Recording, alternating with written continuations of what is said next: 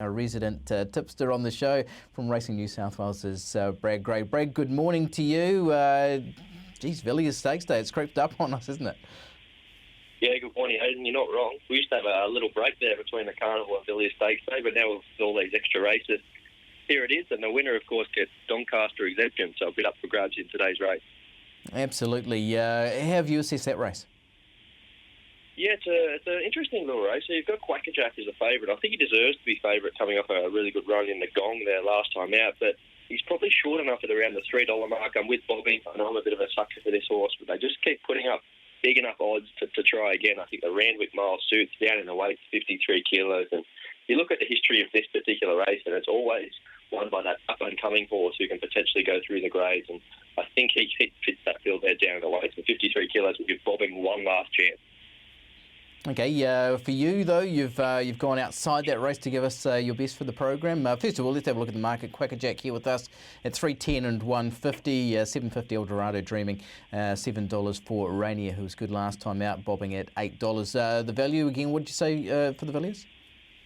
I thought Bobbing was a worthy gamble. $8, you might even get a little bit better on the day, or before jump, I should say. He's the kind of horse you have to watch through your fingers. He's not pretty. He gets out the back and needs a bit of luck, but fingers crossed he gets it today.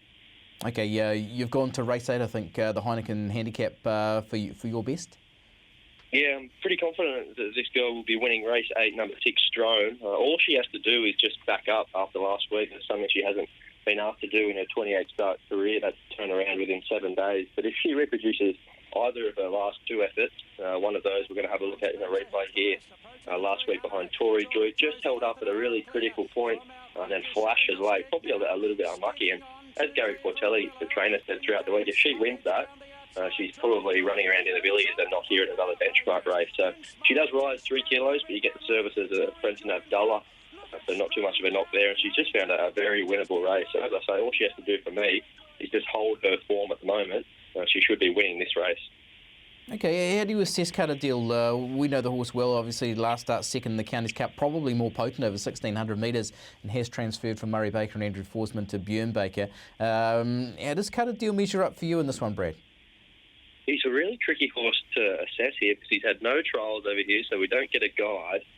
They've been very safe in terms of keeping him in the market. He's posted a $5, so I couldn't find much of an edge there, but I'll certainly be wary if there is a bit of a move there, as we saw with Bobby D first up to Björn Baker. I think they posted about $19 and he came into $5. So they're keeping him very safe this time. But if there is some money, I respect him. But at the moment, I'm just going to have to watch and learn. Okay, anything else for us for the day from you, Brad?